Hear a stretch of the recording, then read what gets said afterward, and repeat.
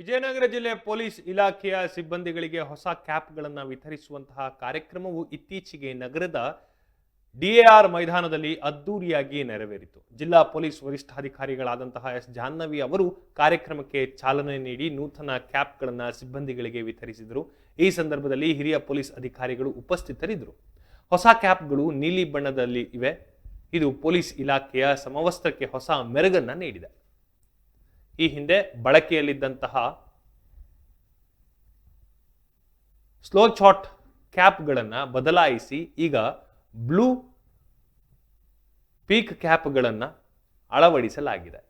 ಇದು ಸಿಬ್ಬಂದಿಗಳಿಗೆ ಹೆಚ್ಚು ಆರಾಮದಾಯಕವಾಗಿದ್ದು ಕರ್ತವ್ಯ ನಿರ್ವಹಣೆಗೆ ಸಹಕಾರಿಯಾಗಲಿದೆ ಅಂತ ಕೂಡ ಅಧಿಕಾರಿಗಳು ತಿಳಿಸಿದರು.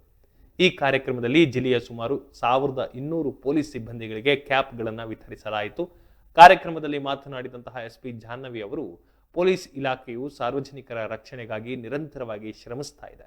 ಸಿಬ್ಬಂದಿಗಳ ಮನೋಸ್ಥೈರ್ಯವನ್ನು ಹೆಚ್ಚಿಸುವಂತಹ ನಿಟ್ಟಿನಲ್ಲಿ ಇಂತಹ ಸೌಲಭ್ಯಗಳನ್ನು ಒದಗಿಸಲಾಗುತ್ತದೆ ಅಂತ ಹೇಳಿದರು. ಕಾರ್ಯಕ್ರಮದಲ್ಲಿ ಡಿವೈಎಸ್ಪಿಗಳಾದಂತಹ ಡಾಕ್ಟರ್ ಮಂಜುನಾಥ್ ತಳವಾರ, ಮಲ್ಲೇಶ್ ದೊಡ್ಡಮನಿ ಸೇರಿದಂತೆ ಇತರ ಹಿರಿಯ ಪೊಲೀಸ್ ಅಧಿಕಾರಿಗಳು ಕೂಡ ಉಪಸ್ಥಿತರಿದ್ದರು. ಸಿಬ್ಬಂದಿಗಳಿಗೆ ಕ್ಯಾಪ್ಗಳನ್ನು ವಿತರಿಸಿದರು.